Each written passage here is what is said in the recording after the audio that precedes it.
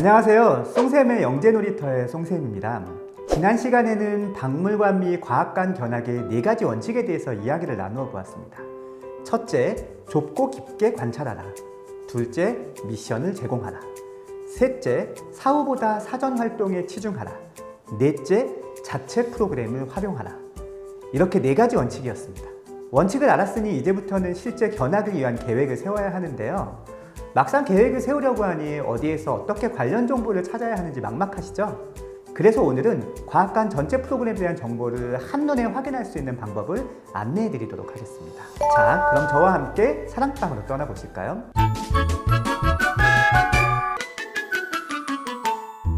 과학관 정보를 한 곳에서 확인할 수 있는 사이트로 전국과학관 길라잡이라는 사이트가 있습니다.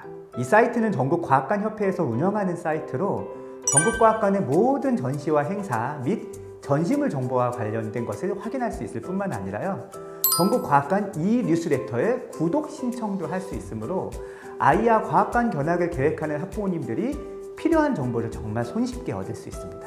각각의 과학관 홈페이지를 번거롭게 뒤질 필요가 없는 것이죠. 그런데 과학관이나 박물관의 온라인 홈페이지에는 전시물에 대한 내용뿐만 아니라 과학과 관련된 다양한 정보도 찾을 수 있습니다. 그래서 지금부터는 실제 과학관이나 박물관 홈페이지에 있는 이러한 다양한 정보들을 얻을 수 있는 구체적인 방법 4가지를 알아보도록 하겠습니다. 과학관이나 박물관 홈페이지에서 정보를 얻을 수 있는 가장 좋은 방법은 온라인 회원가입입니다. 아마 많은 부모님들이 다소 시시하다 생각하실 방법 같은데요. 이게 그렇지가 않습니다. 많은 부모님들이 과학관이나 박물관 홈페이지에 접속해서 많은 정보를 얻긴 하시는데요. 의외로 온라인 회원가입은 거의 하지 않으세요. 그런데 대부분의 과학관이나 박물관은 온라인 회원에 한해서만 관련 행사라든지 특별 전시, 교육 프로그램이나 할인 정보와 같은 내용이 담긴 소식지를 정기적으로 발행합니다. 그리고 과거에는 이러한 소식지를 사실 메일로만 받아볼 수 있어서 좀 불편하기도 했는데요. 최근에는 카카오톡과 같은 메신저를 통해서도 이러한 소식지를 받아볼 수 있는 서비스를 제공하고 있어서 전보다 훨씬 편하게 정보를 확인하실 수 있습니다. 특히 최근 코로나19로 인해서 수용 인원이 제한되면서 대부분의 과학관이나 박물관이 인원 관리를 위해서 체험이나 전시를 온라인 사전 예약으로만 진행하는 경우가 많습니다. 좋은 전시나 교육 프로그램의 경우는 빨리 예약이 마감될 수 있으므로 빠르게 정보를 확인하는 것이 무엇보다도 중요한 셈이죠. 과학관이나 박물관 홈페이지에서 정보를 얻을 수 있는 2번째 방법은 온라인 전시관입니다. 과학관이나 박물관 견학을 위한 사전 계획을 아이와 세우기 위해서는 전시관이나 전시물의 내용에 대한 정보를 쉽게 잘 파악할 수 있는 것이 중요한데요. 물론 과학관이나 전시관 홈페이지에는 전시만 혹은 전시물에 대한 자세한 설명이 있어서 이를 활용할 수 있습니다. 그런데 사실 이러한 설명은 글과 사진으로만 이루어져 있기 때문에 내용을 쉽게 이해하기 어려워서 사실 아이에게 확 와닿지는 않을 수도 있어요. 이럴 때 활용할 수 있는 것이 온라인 전시관입니다. 온라인 전시관은 과학관이나 박물관을 가정에서 실감나게 관람하기 위해서 제공하는 가상현실 전시관입니다. 글이나 사진으로만 내용을 확인하는 것보다는 훨씬 생생하고 현장감 있게 정보를 얻을 수 있는 것이지요. 경우에 따라서는 직접 가지 않고 온라인 전시관 투어만으로도 충분한 견학이 이루어질 수 있습니다. 현재 서울국립중앙박물관과 대전국립중앙과학관에서 이러한 온라인 전시관 서비스를 제공하고 있으니까요. 만약에 이곳을 견학할 계획이 있는 학부모님들은 참고하시면 좋겠습니다. 과학관이나 박물관 홈페이지에서 정보를 얻을 수 있는 3번째 방법은 정기구독 서비스입니다. 앞서서 온라인 회원가입 이야기를 해드렸는데요. 구독 서비스는 이것과는 조금 달라요. 일정한 금액을 지불하고 정기적으로 교육 콘텐츠나 실험 키트를 제공받는 서비스죠. 현재 과천과학관에서 과학의 또움이라는 정기구독 서비스를 제공하고 있는데요. 초등학교 저학년 대상으로 놀이와 학습이 결합된 형태의 교육 콘텐츠를 월별로 제작하여 제공하는 한편 온라인 커뮤니티를 통한 쌍방향 소통도 진행되고 있다니 하니까요. 관심 있는 학부모님들은 홈페이지를 한번 확인해 보시면 좋을 것 같습니다.